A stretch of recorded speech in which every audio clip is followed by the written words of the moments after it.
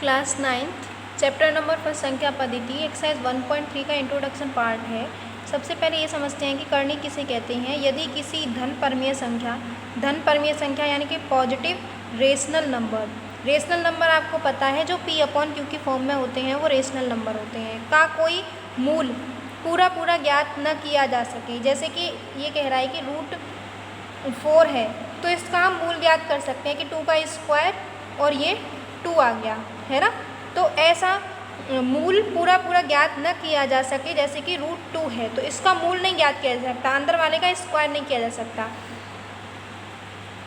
यदि किसी धन परमीय संख्या का कोई मूल पूरा ज्ञात न किया जा सके तो उस मूल को करणी अथवा अपरिमेय संख्या कहते हैं। तो उस मूल को क्या कहते हैं हम?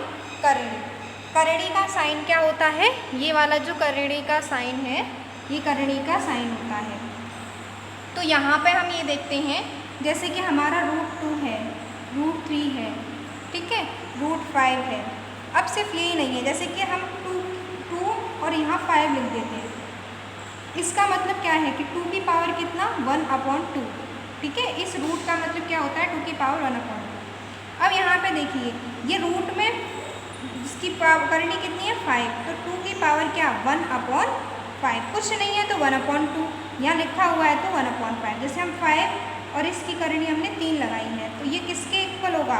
5 की पावर 1/3, तो 1 करके ये लिख जाता है, ठीक है। करनी जो है वो हमारी कैसे लिखी जाती है? 1 करके।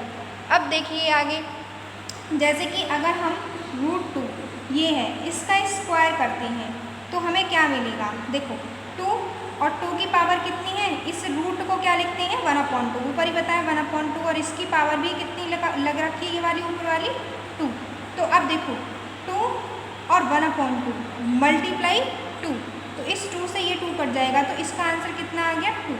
मतलब कि जो करनी हो और उसकी उतनी ही पावर लें तो वही नंबर लौट के आ जाता है। जैसे कि अगर हम इसको लें, 2 है और करनी कितनी है इसके पास? 5, तो इसकी पावर अगर हम 5 लेते हैं, यानी कि जो करनी है वही लेते हैं, तो वही नंबर आ जाता है। कैसे?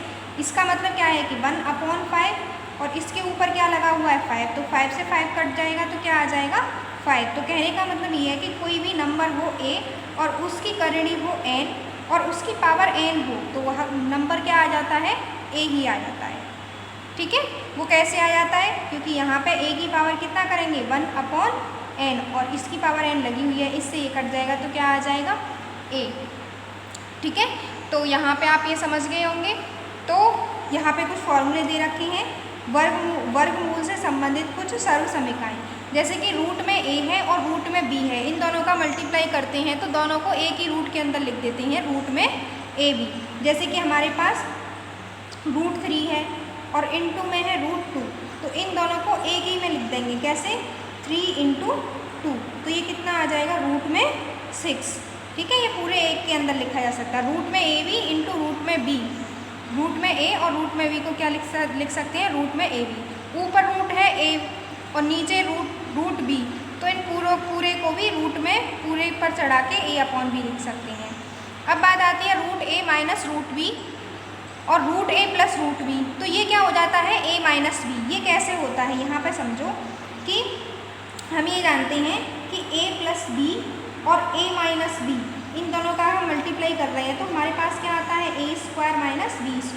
तो यहाँ पे हमारे पास रूट है, √a - √b और √a + √b, माइनस प्लस है और सेम साइन है, तो क्या हो जाता है इसका? a² b²। तो इसका क्या हो जाएगा? रूट में a का स्क्वायर और माइनस रूट में b का स्क्वायर। ये किसका हो गया है? इसका, इस फॉर्मूले से, ऊपर वाले से। तो रूट स्क्वायर लगा हुआ रूट है तो स्क्वायर से रूट कट जाता है, ऊपर समझाया था। यहाँ भी ये कट जाएगा तो क्या आ जाएगा? a - b।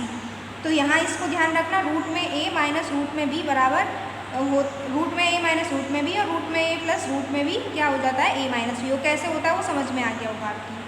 अब यहाँ पे देखो a - रूट में b और a + रूट में b, सेम यही फॉर्मूला इसमें लग जाएगा। तो a है तो उसका तो स्क्वायर हो जाएगा, माइनस √b का स्क्वायर होगा, √b से ये क्या हो जाएगा? देखो a + b a - b है तो a² - b², तो b का स्क्वायर क्या है? √b का स्क्वायर, तो ये क्या आ जाएगा? a² -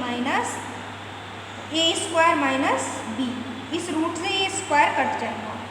ठीक है। अब रूट में ए और प्लस रूट में बी, रूट में सी इन प्लस रूट में डी, तो इनका मल्टीप्लाई कर दिया। देखो ए का इससे करेंगे तो रूट के अंदर ए सी आ जाएगा, ए का डी से करेंगे तो रूट के अंदर ए डी आ जाएगा, बी और सी का इन दोनों का मल्टीप्लाई करेंगे, इस फर्स्ट फॉर्मूला लग जा रहा है इनमें, इन दोनों का मल्टीप्लाई करेंगे तो रूट के अंदर दोनों लिख जाएंगे, इन दोनों का मल्टीप्लाई करेंगे तो ये लिख जाएंगे। मल्टीप्लाई करना आपको आता होगा। रूट में ए और रूट में बी का होल स्क्वायर, तो तुम्हें ये पता होगा कि a प्लस बी का होल स्क्वायर क्या होता है, A square plus B square plus 2ab, है ना।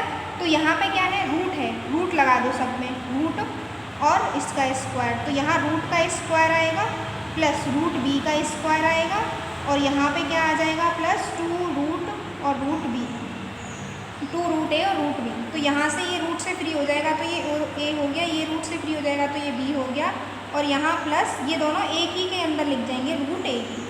ठीक है। अगर ऐसा है हमारे पास a प्लस रूट बी और c प्लस रूट डी, तो जो रूट से फ्री है वो आपस में इक्वल होंगे, है ना, क्योंकि बीच में इक्वल का साइन है ना, और ये करड़ी लगा हुआ है इन पर, ये रूट वाला, तो ये b बराबर होगा d की।